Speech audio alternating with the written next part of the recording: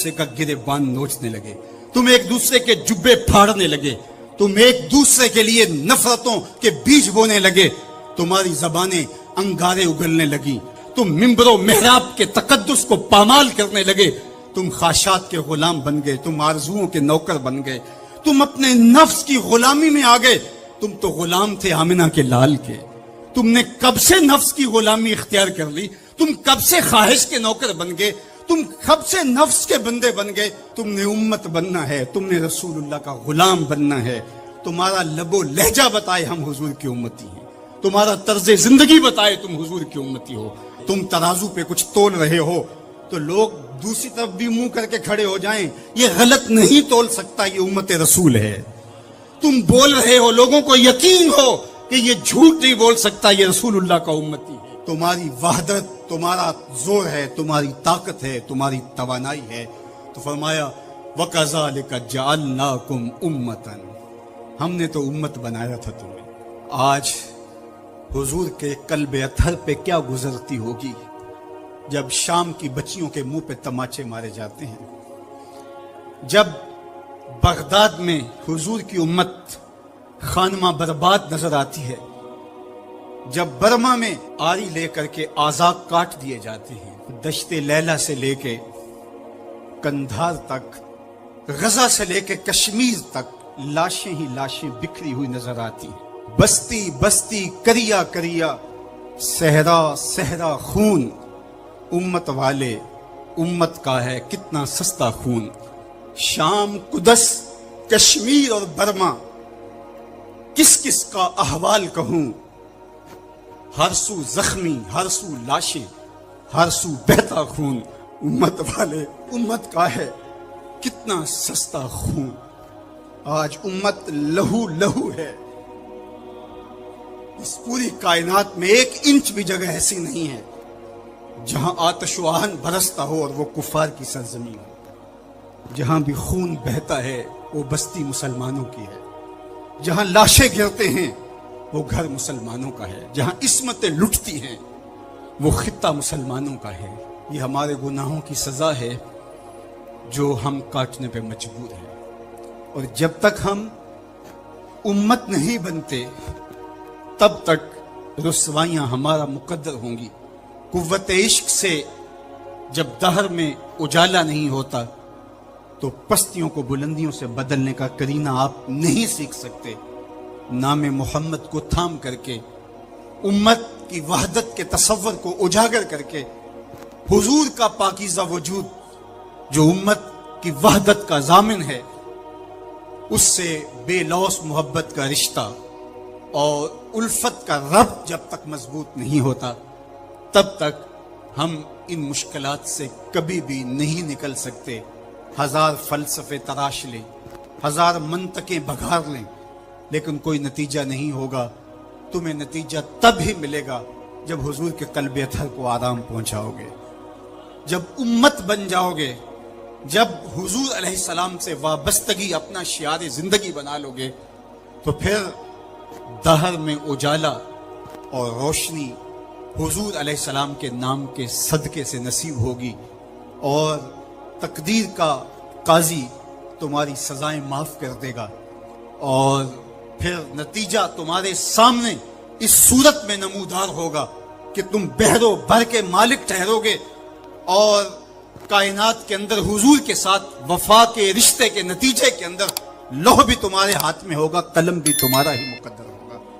لیکن شرط یہ ہے کہ تم صحیح معنی کے اندر امت بن جاؤ۔ وَأَنْتُمُ الْعَالَوْنَ إِن كُنْتُم مُؤْمِنِينَ، یہ میرے رب کا وعدہ ہے، اور میرے رب کے وعدے سچے ہوتے ہیں۔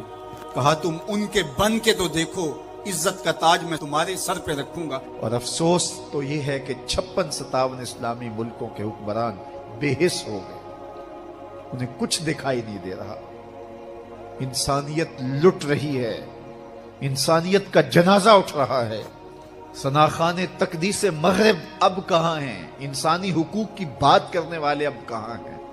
یہ خون کبھی بھی رائے گا نہیں جائے گا۔ خون جب بہتا ہے تو جم جاتا ہے اور پھر اپنے اثرات چھوڑتا ہے۔ تو اسی خون شہیداں سے چراغاں ہوگا اور اسی سے اس امت میں بہار آئے گی۔ اللہ اس امت کو اتحاد دے، اس کو اتفاق اور یگانگت کا نور دے۔ جب یہ امت متحد ہو جائے گی تو پھر کوئی میلی آنکھ سے بھی نہیں دیکھ سکے گا، لیکن ہمارے افتراق نے، ہمارے انشقاق نے، ہماری باہمی لڑائیاں نے، ہماری جغرافیائی تقسیم نے، ہماری فرقہ وارانہ لڑائیوں نے دشمن کو دلیر کر دیا ہوا ہے۔ آج حکمران صرف اپنے سطحی مفاد کے لیے، صرف سطحی مفاد کے لیے امت کا بہتا ہوا خون گوارا کر رہے ہیں۔ کتنا نازک دور تھا اس امت پر، اور ہم کیا کر رہے ہیں اور کیا کرنے جا رہے ہیں۔ اسلام نے سرخرو ہونا ہی ہونا ہے، یہ بات ذہن میں رکھیے۔ اگر کوئی بزدلی دکھاتا ہے تو وہ بزدلی کی موت مر جائے گا، لیکن اسلام نے غالب ہونا ہے۔ یہ دکھ، یہ اذیت، یہ تکلیفیں، یہ اس وقت جو حالت ہے فلسطینیوں کی، دردناک صورتحال ہے، لیکن اقبال نے کہا تھا کہ خون 100,000 انجم سے ہوتی ہے سحر پیدا۔ کتنے ستاروں کا خون ہوتا ہے، پھر جا کے سحر کا سپیدہ نمودار ہوتا ہے۔ شہادتیں ہوتی ہیں، اذیتوں سے لوگ گزرتے ہیں، پھر نتیجہ پیدا ہوتا ہے۔ تو یہ نتیجہ انشاءاللہ پیدا ہوگا اور امت کو انشاءاللہ غالب آنا ہے۔ ہمیں اپنے حصے کا کام کرنا ہوگا، ہم نے ان کے ساتھ کھڑے ہونا ہے۔ اس وقت صورتحال یہ ہے کہ پوری دنیا کی اشرافیہ، ایک دو ممالک کے علاوہ، وہ ان کے ساتھ نہیں ہے۔ وہ بیان بازی کی حد تک اپنی عوام کو مطمئن کرنے کے لیے رسمی کارروائیاں کرتی ہے۔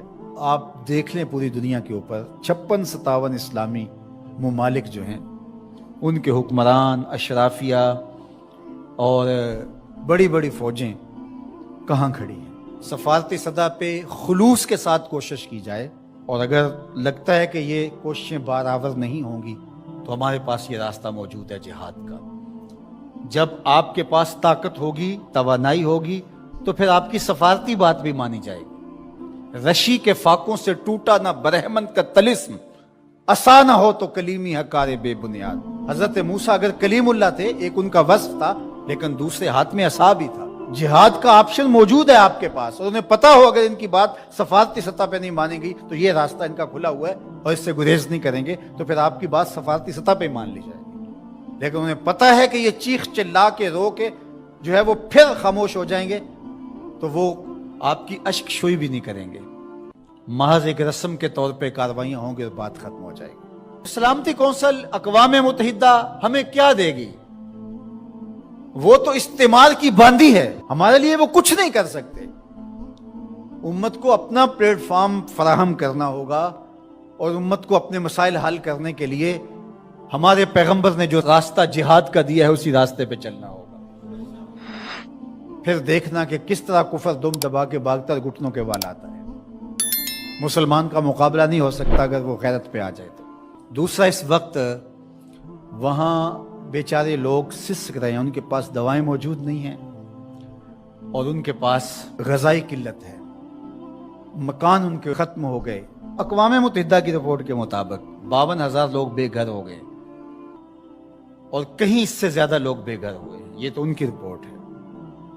تو اس لیے اللہ نے ہمیں آسودہ زندگی دی ہے، تو ہم آدھی روٹی کھا لیں اور آدھی روٹی ان اپنے مسلمان بھائیوں کے لیے بھیجنے کی کوشش کریں۔ الحمدللہ ہم نے ادارۃ المصطفیٰ کے تحت وہاں کام کا آغاز کیا ہے۔